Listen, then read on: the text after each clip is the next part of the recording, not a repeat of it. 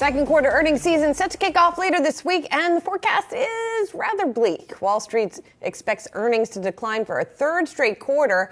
And while analysts are trying to stay optimistic, our next guest says the outlook is just a little too rosy. For more on earnings, we're joined by Kristen Bitterly, head of North American investments at Citi Global Wealth. Kristen, good to see you. Good to see you too in person. This is great. Thanks for coming in. So there has been sort of a lot of, I don't know if dread is probably too strong a word, but it's certainly caution going into this earnings season. But you say maybe the estimates are still too high? I think the estimates for the second half of the year are still too high. So for the entire year, 2023, we're calling for an earnings contraction of about 6% for the full year. I think consensus estimates right now for Q2 are about a 7% decline year over year. So I'm not sure Q2 is too rosy, but I think what we're going to be looking for within this earnings season is really focusing on that forward guidance. Q1, we can make the argument that it was better than feared. AI was obviously the dominant topic.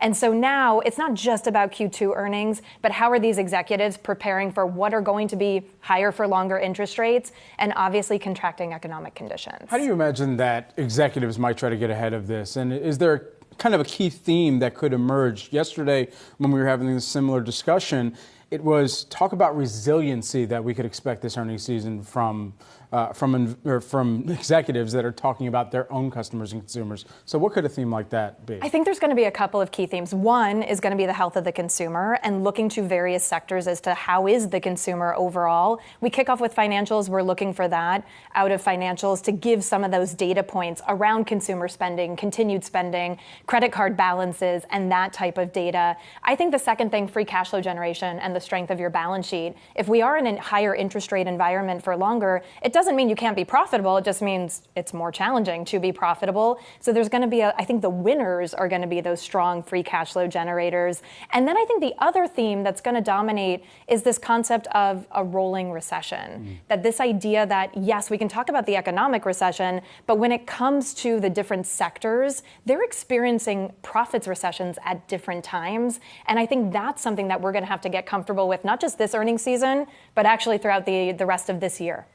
When I look back in the first quarter, it wasn't just AI, right? It was also price increases, for example, that were helping some consumer products companies. I mean, there were various things, and consumer spending in general held up better than estimated.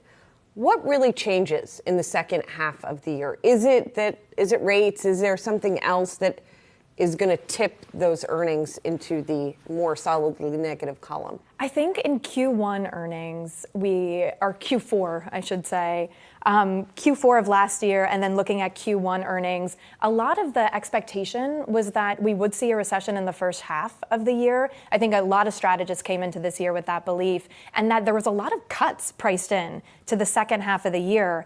I think we were also talking a lot about the stresses in the banking sector at that moment in time as well. And so I think now the change is, okay, this idea that we could be in a higher for longer interest rate environment and how companies are either prepared for that. I think the other element would also be the debt that companies have on their balance sheet and the need to refinance that at certain moments, not just this year, but next year. And so I think the rate story is a different one. And I think the Fed pivot is also a different one than when we were talking about this 3 months ago. So what type of volatility profile are we expecting throughout the rest of this year?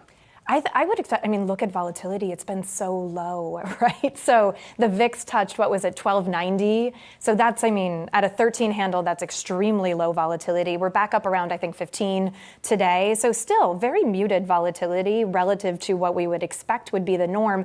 Why is that the case? And why does it feel a little strange given some of the risks on the horizon?